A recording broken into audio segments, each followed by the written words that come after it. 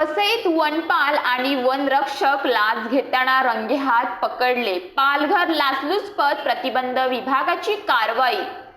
अर्थमंत्री निर्मला सीतारामन यांच्या अडचणी वाढल्या. खंडणीच्या आरोपाखाली FIR दाखल करण्याचे आदेश. तर ठाकरेंच्या युवा सेनेने मुंबई विद्यापीठाच्या सिनेट निवडणुकीत 10 पैकी 10 जागा जिंकल्या. संधी मिळाल्यास कोल्हापूर उत्तरमधून लढण्यास तयार. कृष्णराज महाडिकांनी शेड्यूल ठोकला. पुणे स्टेशनची सुरक्षा राम भरोसे. लाखो प्रवाशांसाठी फक्त 74 CCTV. नव्या कॅमेऱ्यांचा निर्णय अद्याप कागदावरच. तर नांदेड शहराजवळच्या नेरली गावात दूषित पाणी प्यायल्याने मळमळ, उलटी, जुलाब.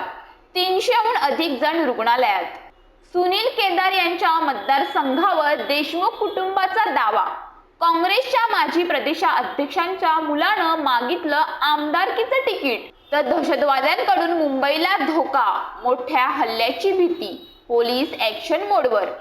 लाडकी बहीण प्रीतम मुंडेंसाठी पर्लीची जागा सोडा. अंधारेंचं धनंजय मुंडेंना थेट आव्हान. तर कोकण विभागातील पालघर आणि रायगड या जिल्ह्यांना हवामान विभागाने ऑरेंज अलर्ट जारी केला.